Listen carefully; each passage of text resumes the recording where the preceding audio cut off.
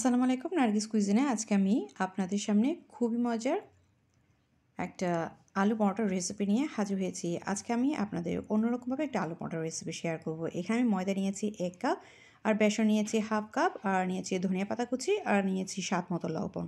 এখন সব একসাথে খুব ভালো করে মিশিয়ে এখানে আমি এখন অল্প অল্প পানি দিয়ে আমি একটা ডো তৈরি করব। এই ডোটা তৈরি করে আমি ঢেকে রেস্টে রেখে দিচ্ছি 10 থেকে 15 মিনিটের জন্য আমি রেস্টে রেখে দিব। তারপর এখানে আমি আলু নিয়েছি, আলুগুলোকে সিদ্ধ করে খুব ভালো করে ম্যাশ করে এখানে আমি পেঁয়াজ কুচি দিয়ে দিচ্ছি, তারপর দিয়ে দিচ্ছি কাঁচামরিচ কুচি, তারপরে দিয়ে দিব এখানে ধনেপাতা কুচি,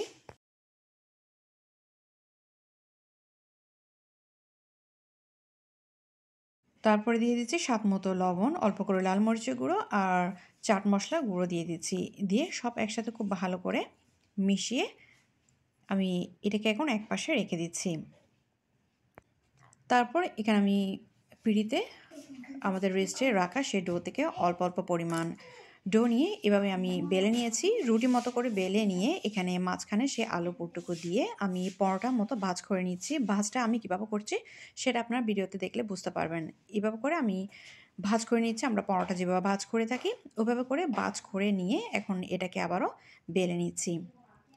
এখন আস্তে আস্তে করে বেলতে হবে যাতে ভেতরের পুরটা যাতে বের হয়ে নেওয়া যায়। এখন এভাবে করে আমি সবগুলো আলু পরোটাগুলো বেলে নিচ্ছি। এখন এই পরোটাগুলো বেলে নেওয়ার পরে আমি ছেঁকে নেব। একটি ফ্রাই প্যানের মধ্যে আমি তেল দিয়ে দিচ্ছি। এখানে আপনারা চাইলে তেল কম দিয়েও এটাকে ভাজতে পারেন, আবার তেল চাইলে একটু বেশি দিয়েও এটাকে ভেজে নিতে পারেন। যা যেরকম পছন্দ ওইভাবে আপনারা তেল কম বেশি করে দিয়ে এই পরোটাটাকে ভেজে নিতে পারেন। এখন আমি এইভাবে করে সব আলু পরোটাগুলোকে ভেজে নিচ্ছি।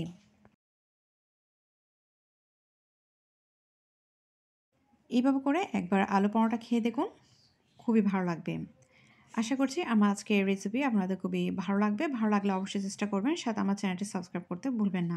আমার পরবর্তী রেসিপিগুলো দেখার নিমন্ত্রণ জানিয়ে আমি এখানে শেষ করছি। আল্লাহ হাফেজ।